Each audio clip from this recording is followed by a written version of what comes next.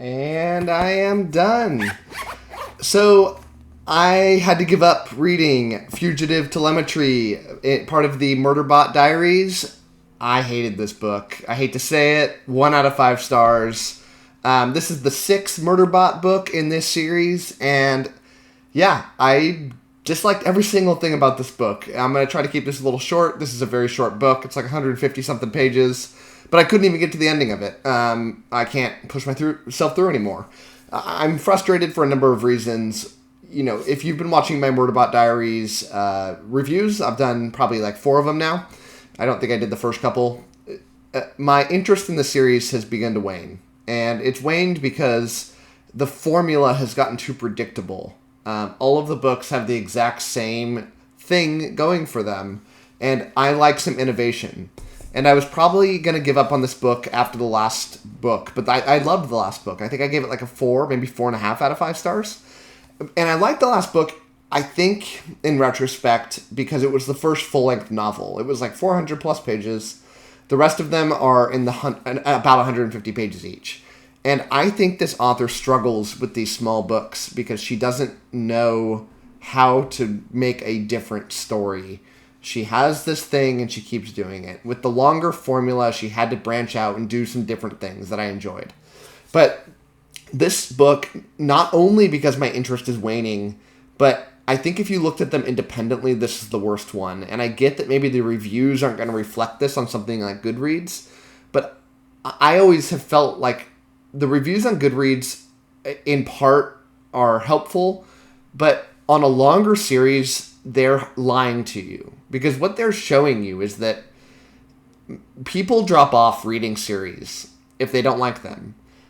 So what ends up happening is the people that continue reading these books far into a series are those that are already committed to it. They've already weeded out the people that don't like it. And so these scores can be artificially high. Whereas the first book in the series, I think, is usually the most honest score. But this book was dull. It did not pick up steam. And maybe it picked up steam in the last very tail end of this book that I did not read. But this is not the case for the other books. The other books did pick up steam by this point. They had these moments of intensity. I'm not talking like crazy world-changing events, but like things that got the blood pumping a little bit. There was no rich emotional journey this time, which I've come to realize is a Murderbot specialty, and that just wasn't here.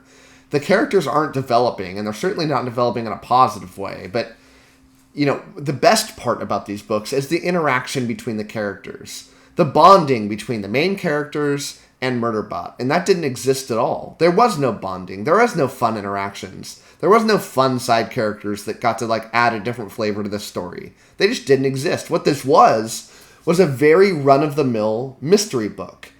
And I'm not a big mystery book fan, and maybe people that love mysteries are saying, like, this is awesome, but I've certainly read mystery books that I thought were, you know, decent. You know, I felt like, you know, there's any number of books that I've read that are significantly better than in the mystery genre.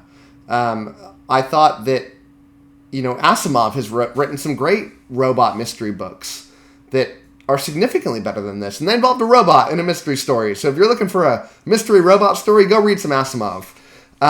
But, I mean, if you were looking at the grander story here, and you care about the Grey Chris dilemma going on, if you care about Sec Unit 3 and what's going on now that their governor module's gone, if you care about Art and what his adventure is going to take him on, that doesn't happen here. This is a boring side quest that has nothing to do with the larger story, and I don't really know why it was written, other than the author has a contract to write these books.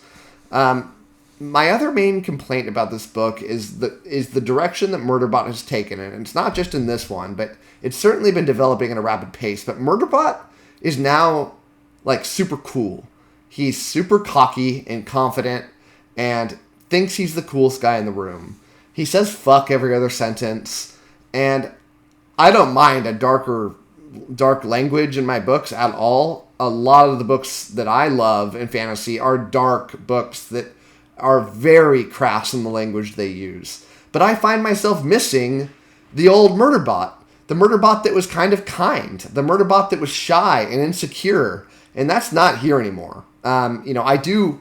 On one end, you're gonna say like, Matt, what are you talking about? On one end, you're saying that the characters aren't developing. On the other, say they're developing, and you don't like that development. But I think both can be true.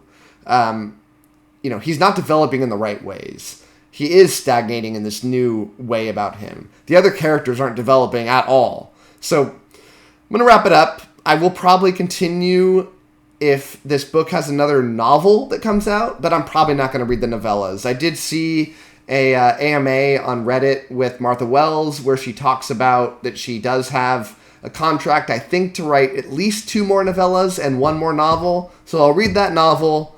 If I'm in love with it, maybe I'll convince myself to read the novellas, but I'm certainly going to do some reviews, read the low-scored reviews and see why they gave it a low score, because my confidence is basically evaporated from this series. So that's my review. Hope you enjoyed it. Thanks for watching.